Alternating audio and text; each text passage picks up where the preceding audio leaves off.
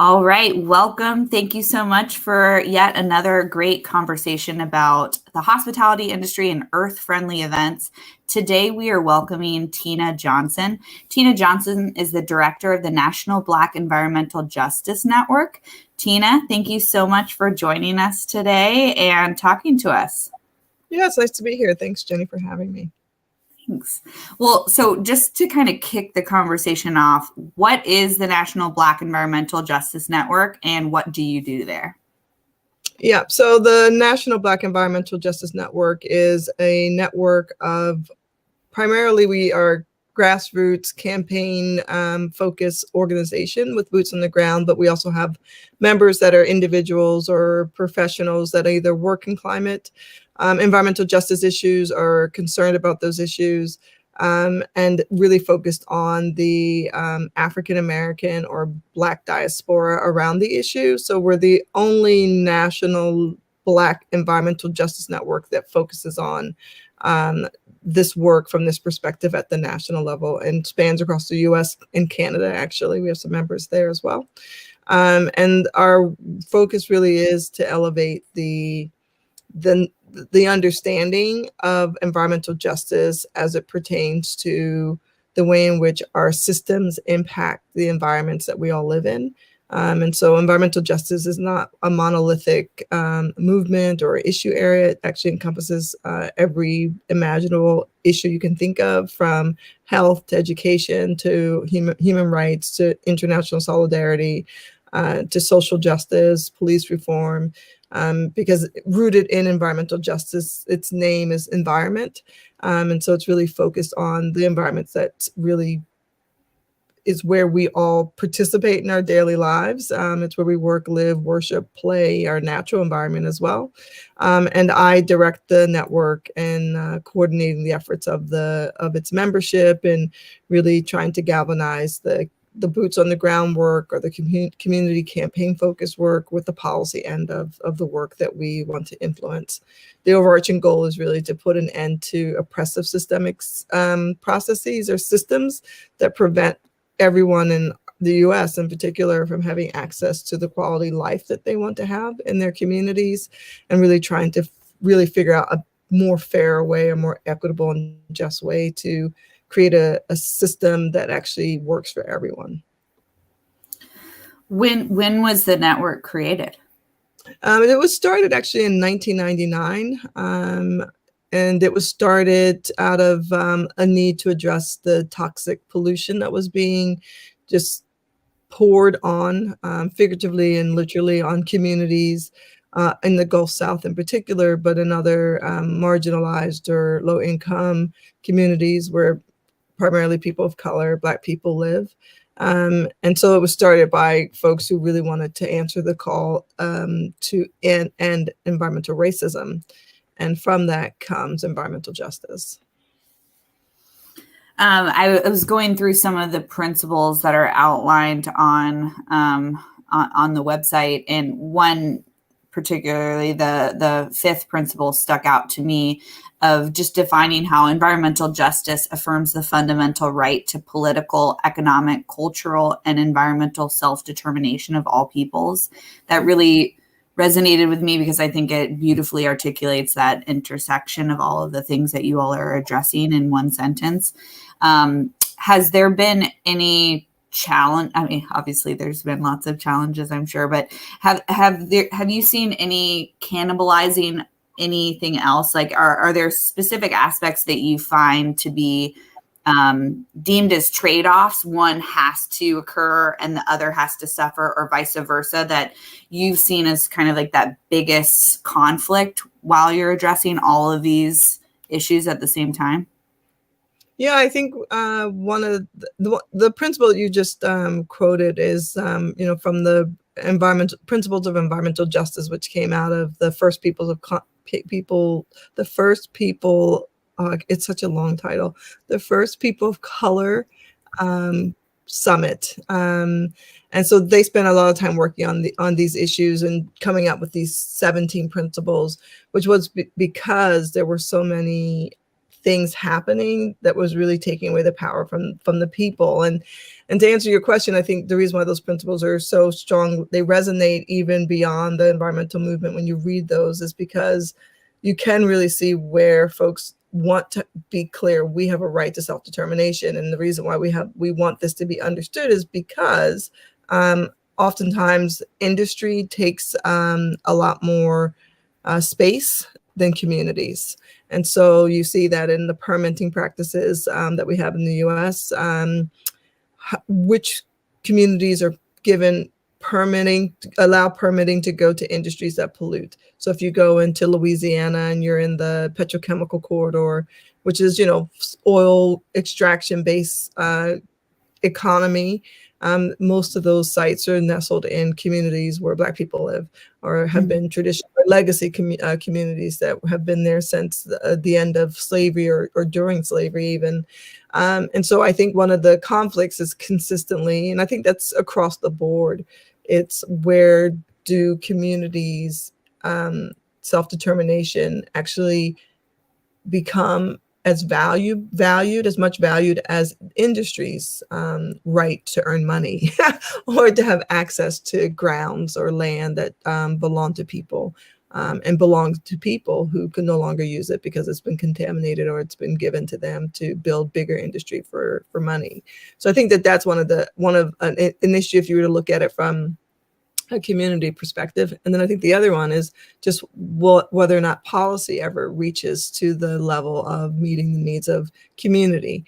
In essence, we think that the political process that we're in is supposed to have the best benefit for society, which would be us, the people, but oftentimes it's actually for industry again, and the sort of the economic engine. We hear that often, the job creation, all these other good things that put money into people's pockets, but then we ignore the fact that there are definitely drawbacks from that when communities can't breathe the air because it's too poorly polluted, or they don't have infrastructure for water or for higher air qualities, because industry again has been given the green light to go ahead and do what's in the best interest of economics and not necessarily what's in the best interest of community health.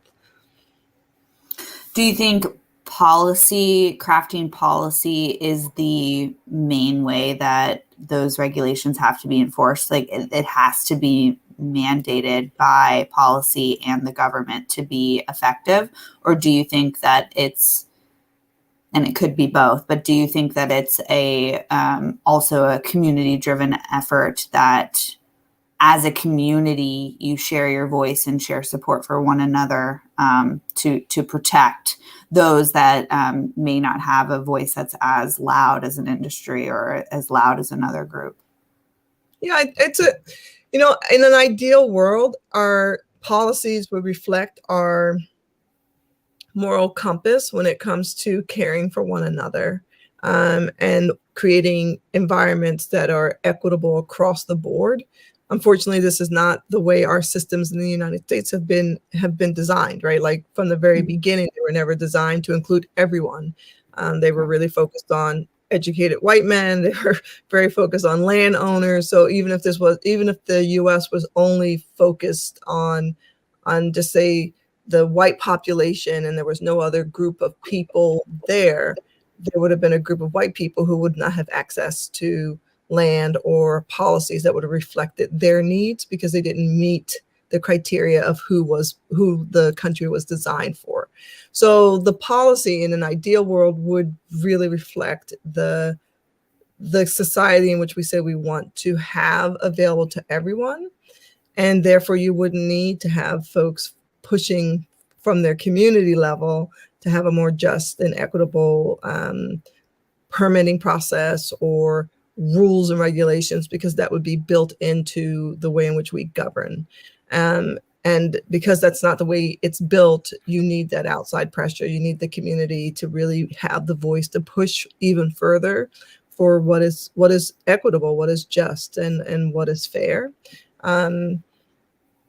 Because yeah, I mean, it's interesting just because it's an interesting question for me because it's this thing of if it was ideal, we wouldn't be having this conversation. EJ would need to be a source of a topic, right?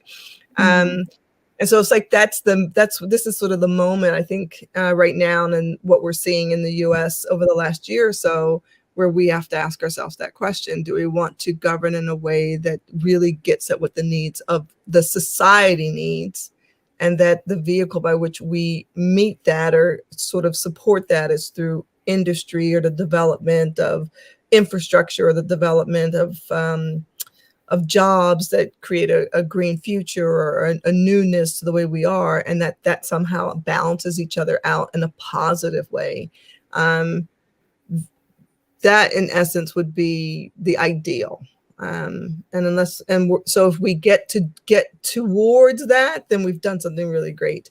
But right now, because we're not there, this is why you have these two things, right? The policy must be in place because we need the regulation, and the only entity that can enforce or mandate it is the federal government. But then, because we are also, in some ways, we have some autonomy because we're states, then the states also have the right to mandate and regulate. And so we need the federal government to do its part, but then we need the states to do their part as well, because they have to want to mandate and regulate. And depending on the state you come from or the politics in your state, you have some that are considered more progressive, some that are considered to be more regressive in their policies. And so you always have this need for societal pressure to get folks to do the best and not just the bare minimum. Yeah, that societal pressure, you had mentioned, I had read a few interviews that you have held in the past, and that societal pressure, that focus on humanity has been something that you've called out a bit. I ironically somewhat chuckled to myself because you had talked about how, why are there so many, environmental movements that are targeted towards polar bears, but then no one mentions the injustice that may be placed on their neighbor. And so, it kind of reminds me of if something tragic happens to an animal in a movie, everyone's like bawling, and then, something happens to the person, they're like, wow, there's a billion of them, so how can we try to rewrite the story that humanity is at the forefront of the conversation, and reiterate that it's not an either or, it's that it's a really joined movement that benefits community, including humans at the very front, which then impacts the environment, the animals, the air, the water. What could be some ways that we could just change the verbiage to start slowly transitioning the way that people think about the environment being a human issue? Yeah, I think one of the easiest approaches to having compassion towards the environment is to have compassion towards things, inanimate objects, or even animate objects that we feel somehow are deserving of our empathy and our sympathy. And so, for folks that they call, in quotation marks, tree huggers, or folks who care for the polar bears, this sort of external piece of society, of our ecosystem, is easier to find compassion for and empathy for, because we don't have to do much soul searching to have sympathy for the ice caps melting and what the impacts it's having on the polar bear, the ecosystems there, or what it's doing in Brazil with the deforestation and what's happening. We talk about what it means for the lungs of the earth, but we don't talk about the indigenous tribes who are suffering because we're cutting down and burning their natural habitat that they live from. And so we can if we can just put ourselves not in the shoes of another person, but to understand the connectedness to each other, because we share this planet as a species, right? Right? Like, if I don't want the polar bears to go away, but if we took about 40% of humanity and it's like, you're gone, people are like, that would be great, but really that's really not good for us as a community, as a shared species. And we divide ourselves, I think, often into categories that make us less human.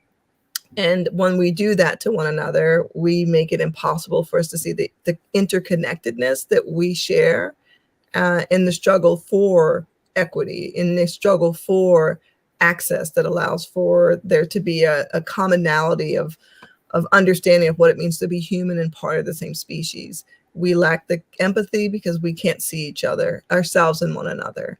And I think that it's not an easy task, right? Like, and when you think of people that you don't like, just a small anecdote, if you could find something in them that you did like, it would make it easier for you to relate to them, right? So take that in as a totality of how we approach the world. It's easier to love a koala bear because they're so cute and cuddly, and they're innocent, right? They've done nothing but show up in the world and eat eucalyptus leaves or something.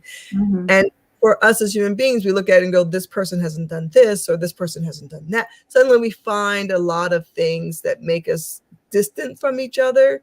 And I just think that part of this connecting is just really understanding at the core of what it is. If you and I, Jenny, were the last two on earth, as we are, we would have to find a way to connect.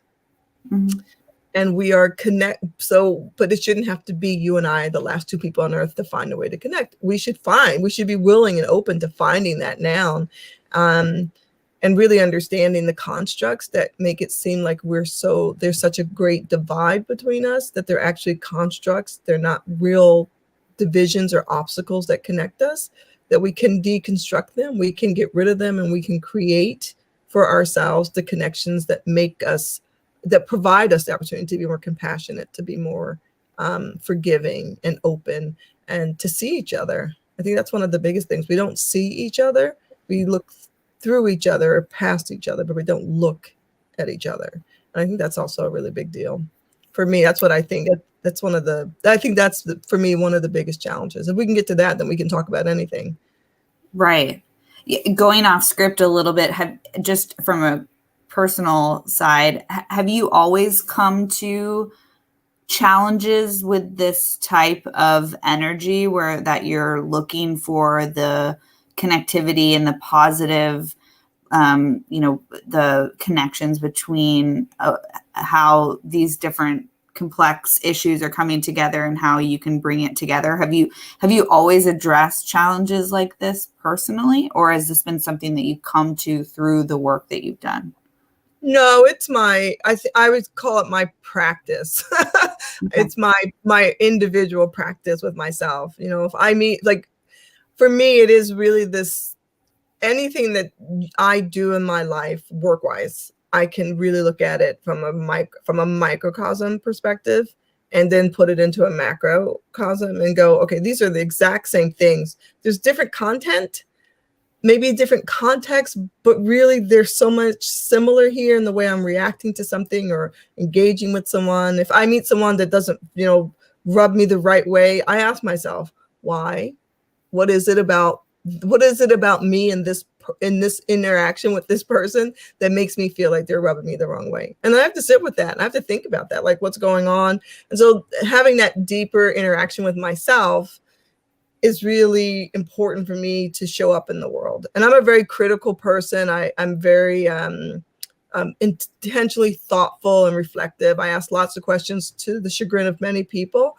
But for me, it really is an act of understanding not just the person, but myself in that context. And then being able to see sort of the interconnectedness of what it is to be a person in the world. Like, we all have good days, we all have bad days, we all have our opinions. I think at the core of it, many of us, some of us aren't, but many of us are trying to do the best we can with what we have. Some of us have had great understanding or revelations and emotional development where we've grown, and some of us haven't. Meeting each other where we are and trying to figure out the best ways to build bridges is really important. And also understanding when you can't build a bridge. I always say that alignment is my biggest thing. Like, if I can find alignment, just an understanding of where someone's coming from, that's important. If we can find alignment, then maybe we can find some commonality. And if we can find some commonality, maybe we get to agreement. But agreement is not necessary. We do not need to agree. But alignment, just a sense of understanding. I think the greatest, I have this conversation with my partner.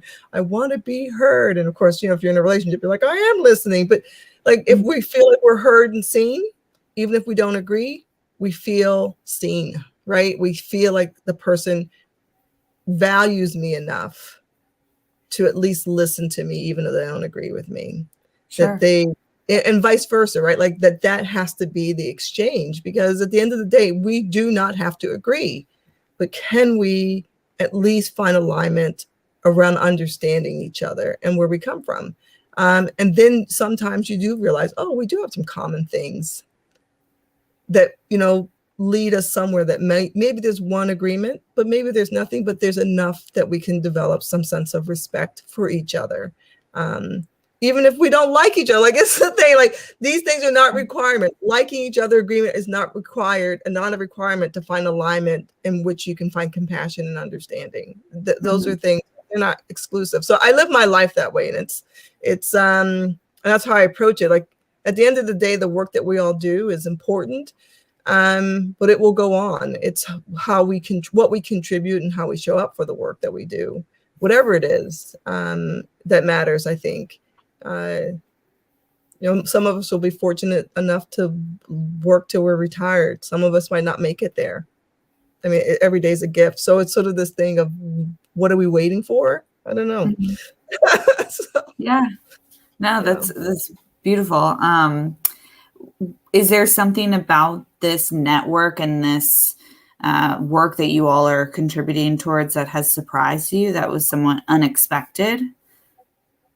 Yeah, do you know what? I think this network and the work around environmental justice is, I think the surprising thing for me has been that we relaunched in June of last year.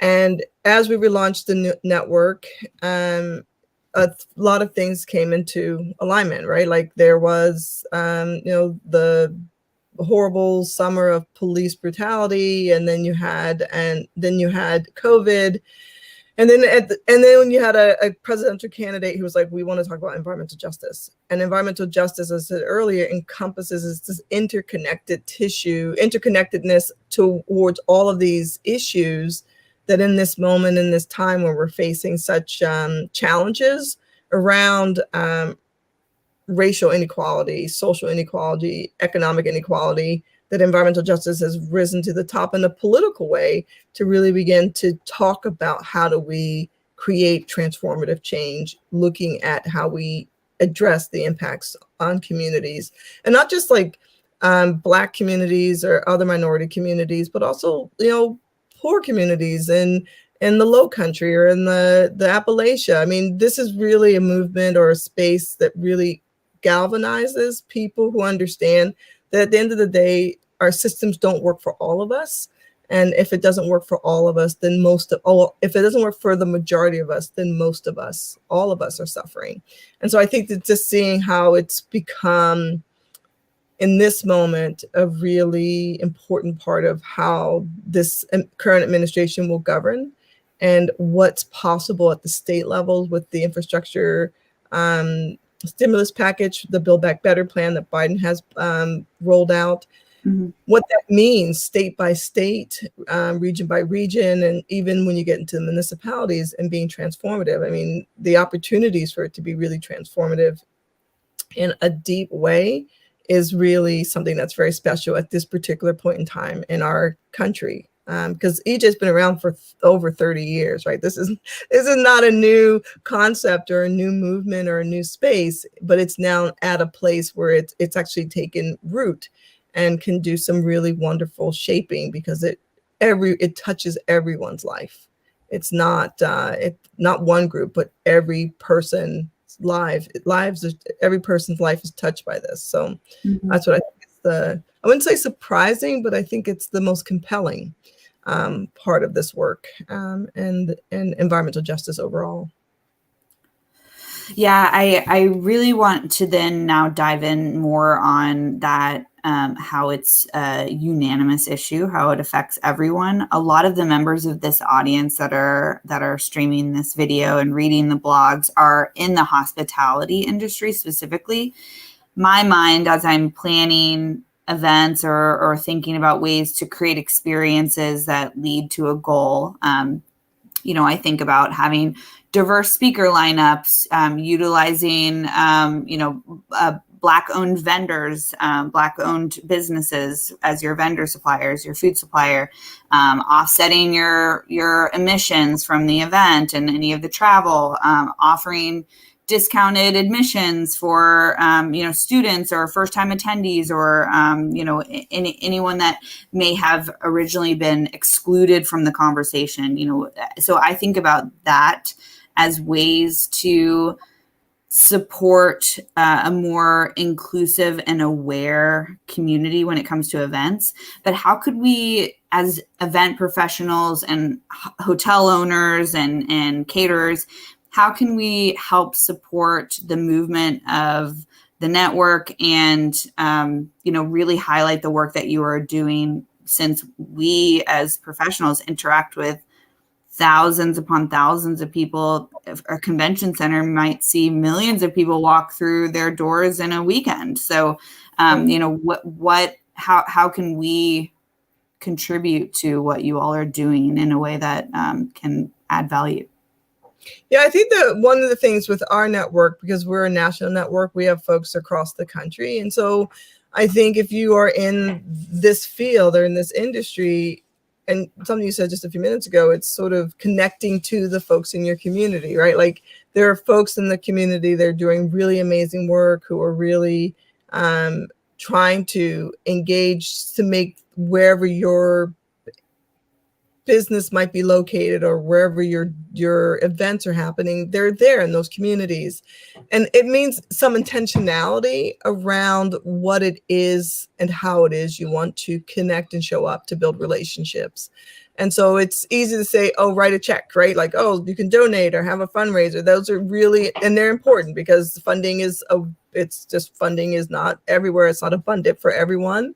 But then there are other meaningful ways to connect with the community. And it might just be, hey, once a year or twice a year, we want to host an event that you're doing, or help you put on a fundraiser that will help you to get more awareness. And we're going to do X and provide you with the support to create an event that will be really useful for you. And we want to be those partners that help you to elevate your story, your narrative, and get the word out about your community and what you're doing. And that's something that it's a low cost for the hospitality industry, because you have access to vendors and you have access to space. So I do think finding out what it is that you do best in your field, and then reaching out to folks and saying, do you do this? Do you have an event that you host every year? Do you do a fundraiser, or do you have a conference that we can help to support in some way? Because that's another thing. I know I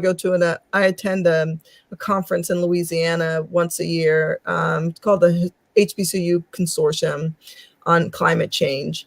And they go to Marriott, and it's expensive. But they bring in students, they pay for everything for the students and bring them there. And it costs, I think it's like $200,000. And they pay it, they do get like some sort of small discount. But is there some way to also engage with them rather than just being a customer, but also promoting and supporting that work in a different way? But only you all know what you have, right? Like it's not, it really is being willing to extend yourself and say, we are going to do partnership building, and we want to work with communities that would not normally have access to us because they may not have the resources, or maybe we can do something with them where they are, that will lend some of our talent to their talent to create this event. It can be as bold and as creative as you want it to be, or as boring as you want it to be. You can write a check. But I do think if the intentionality is that we want to really build partnership, and I say this to people all the time, I'm more interested in the relationship building than I am in the actual giving. Because if we have a relationship, then we can talk as partners, or in a relationship around ideas and goals. But if it's just giving, then it's just you giving and you go. And so the intentionality of building those relationships, they go a long way. But that is work. So that's my perspective. I don't know many people would agree with it, but I do think it's part of that dialogue, that compassion and seeing each other is getting to know each other and understanding where there might be alignment, some commonality, and some agreement on how you can work together. Those are options and opportunities. I'm not giving you anything concrete, like you should go do this, because I really do believe that at the end of the day, people really have great ideas, but they're not really sure. Maybe they're not empowered to do it, or they think, oh, this wouldn't be good for us. But if it's an intentional goal of the industry or the place that is wanting to do this, then they'll reach out and say, hey, can we have a conversation? And a couple of conversations. Maybe there's a group that fits you fit together better than another group fits with you. But really trying to build out those relationships is really what this is about. I mean, ultimately, if we're really going to be transformative across industries, across communities, we really have to do the intentional work of building relationships that go beyond a transactional relationship. And that means getting to know each other. Yeah. No, I love that. I hope that individuals feel inspired to learn more. I've put the website up so that individuals can go and explore the page, learn more about the network and all of the members.